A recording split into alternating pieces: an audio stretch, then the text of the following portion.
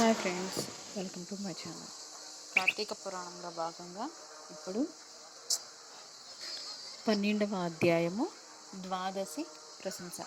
మహారాజా, కార్తీక మాసంన కార్తీక సోమవారంన కార్తీక ద్వాదశి వ్రతమును గురించి సాలగ్రామపు మహిమలను గురించి వివరించదను విను అని వశిష్ఠ మహాముని ఈ విధంగా తెలియజేసిరి.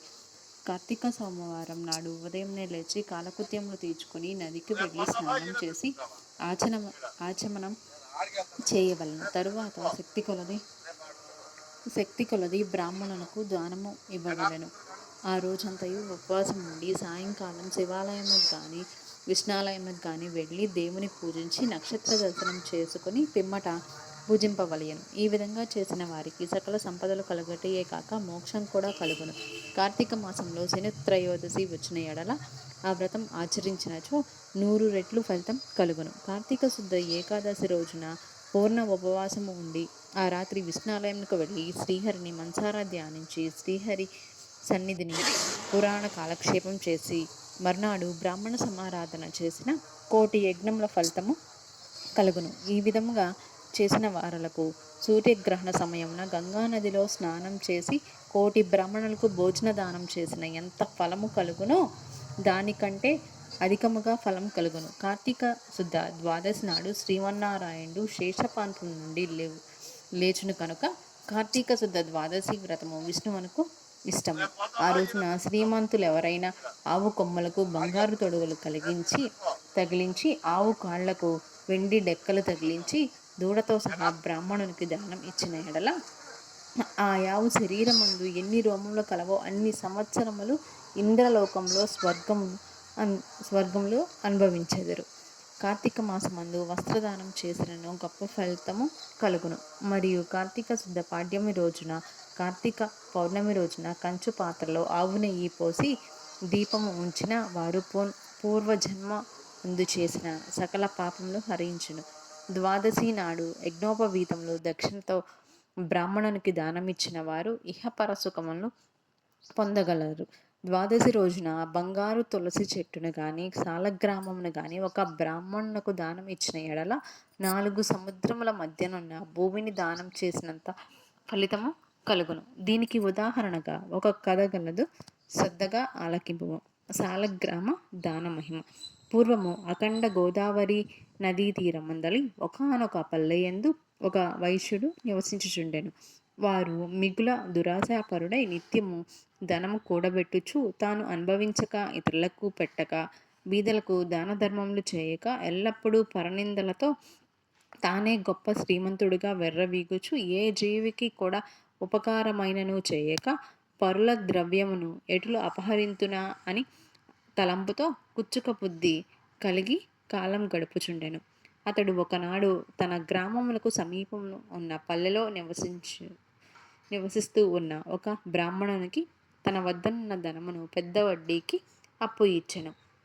మరి కొంతకాలమునకు తన సొమ్ము తనకు ఇమ్మని అడగగా ఆ విప్రుడు, అయ్యా, తమకు ఇయ్యవలసిన ధనమును 1 నెల రోజుల గడువులో ఇవ్వగలను. మీ రుణము ఉంచుకోను. ఈ జన్మలు తీరని ఎడల మరుజన్మమున మీ ఇంట ఏ జంతువుగానో పుట్టి అయినను మీ రుణం తీర్చుకోగలను అని సవినయముగా వేడుకొనెను. ఆ మాటలకు కోమటి మండిపడి, అట్లు వీలు లేదు. నా సొమ్ము నాకిప్పుడే ఇయ్యవలేను. లేని ఎడల నీ కంఠము నరికివేయుదెను అని ఆవేశము కొలది వెనుక ముందు ఆలోచింపక తన మొలనున్న కత్తితో ఆ బ్రాహ్మణుని కుత్తుకను కోసెను. వెంటనే ఆ బ్రాహ్మణుడు గిలగిలా తన్నుకొని చనిపోయాను. ఆ కోమటి భయపడి అక్కడే ఉన్నచో రాజభటులు వచ్చి పట్టుకొందురని దడిసి తన గ్రామమునకు పారిపోయాను. బ్రాహ్మణ హత్య మహా పాపం కనుక అప్పటి నుండి ఆ వైశ్యునికి బ్రహ్మహత్య పాపము ఆవహించి కుష్ఠవ్యాధులు కలిగి నానా బాధలు పడుచు మరికొన్నాళ్లకు మరణించాను. వెంటనే యమదూతలు వచ్చి అతన్ని తీసుకుపోయి రౌరవాది నరక కూపంలో పడద్రోసిరి. ఆ వైశ్యునకు ఒక కుమారుడు కలడు. అతని పేరు ధర్మవీరుడు. ఆ పేరునికి తగినట్లుగానే తండ్రి సంపాదించిన ధనమును దాన ధర్మములను చేయుచు పుణ్యకార్యములు ఆచరించుచుండెను. నీడ కొరకై చెట్లు నాటించుచు నూతులు చెరువులు త్రవ్వించుచు సకల జనులకు సంతోషపెట్టుచు మంచి కీర్తిని సంపాదించును.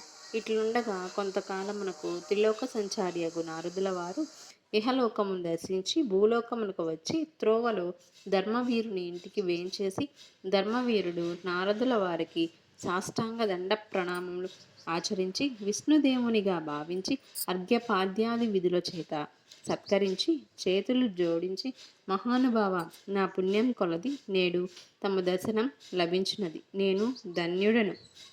నా జన్మ తరించినది.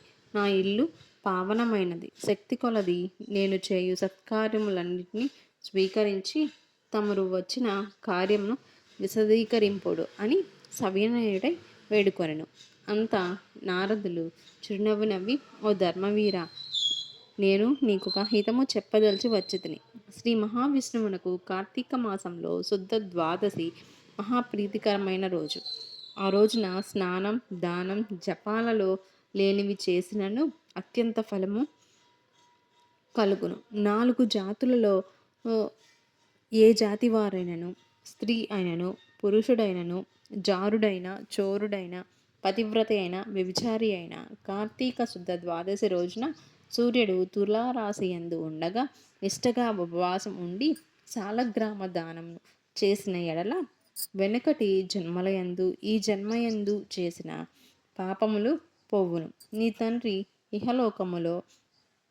తండ్రి యమలోకములో మహా నరకములు అనుభవించుచున్నాడు. అతన్ని ఉద్ధరింపుడకై నీవు సాలగ్రామ దానము చేయక తప్పదు. అట్లు చేసి నీ తండ్రి రుణము తీర్చుకొనుము అని చెప్పాను.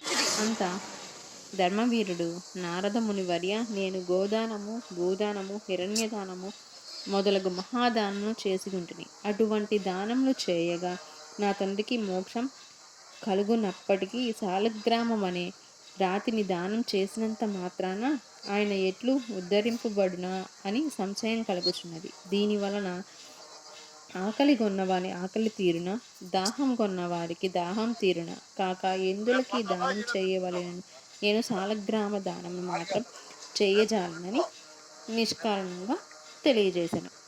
ధర్మవీరుని అవివేకమునకు విచారించి, ఓ వైశ్యుడా, సాలగ్రామమునకు శిలా మాత్రముగా ఆలోచించితివి. అది శిల కాదు, శ్రీహరి యొక్క రూపము. అన్ని దానముల కంటే సాలగ్రామ దానము చేసినచో కలుగు ఫలితం గొప్పది. నీ తండ్రిని నరక బాధల నుండి విముక్తుని గావింపచేయును.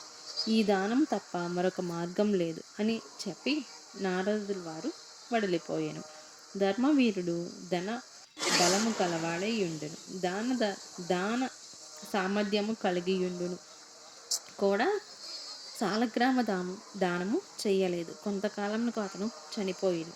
నారదులు వారు చెప్పిన హితబోధను పెడచెవిన పెట్టుట చేత మరణానంతరము 7 జన్మల యందు పులి అయి పుట్టి, మరి 3 జన్మలందు వానరమై పుట్టి, 5 జన్మలు ఎద్దుగా పుట్టి, 10 జన్మలు మానవ స్త్రీగా పుట్టి, 10 జన్మలు పందిగా జన్మించి ఉండును. అట్లు జరిగిన తరువాత 11వ జన్మలో ఒక పేద బ్రాహ్మణుని ఇంట స్త్రీగా పుట్టగా ఆమెకు యవ్వన కాలం రాగా ఆ పేద బ్రాహ్మణుడు ఒక విద్వాంసునికి ఇచ్చి పెండ్లి చేశాను. పెండ్లి అయిన కొంతకాలమునకు ఆమె భర్త చనిపోయాను. చిన్నతనంలోనే ఆమెకు అష్ట కష్టములు సంభవించినందులకు తల్లిదండ్రులు, బంధుమిత్రులు చాలా దుఃఖించిరి. తండ్రి ఆమెకు ఈ విపత్తు ఎందువల్ల కలిగనని దివ్య దృష్టితో గ్రహించి వెంటనే ఆమె చేత సాలగ్రామ దానము చేయించి నాకు బాల వైధవ్యమునకు కారణమైన పూర్వజన్మ పాపం నశించుగాక అని చెప్పించి సాలగ్రామ దాన ఫలమును దారబోసెను. ఆ రోజు కార్తీక సోమవారం అగుట వలన ఆ సాలగ్రామ దాన ఫలముతో ఆమె భర్త జీవించెను. పిదప ఆ నూతన దంపతులు చిరకాలము సకల సౌఖ్యములతో జీవించి జన్మానంతరమున స్వర్గమునకు ఏగిరి. మరి కొంతకాలమునకు ఆ బ్రాహ్మణ పుత్రిక మరొక బ్రాహ్మణుని ఇంట కుమారునిగా పుట్టి నిత్యము సాలగ్రామ దానం చేయుచు ముక్తిని పొందెను. కావున జనక మహారాజా, కార్తీక శుద్ధ ద్వాదశి రోజున సాలగ్రామ దానము చేసిన దాన ఫలము అంతా ఇంతా కాదు, ఎంతో ఘనమైనది. కావున నీవును సాలగ్రామ దానము చేయుము అని చెప్పాను.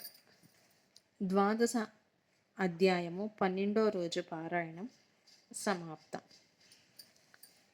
ఈ విధంగా 12వ రోజు అధ్యాయం ముగిసింది.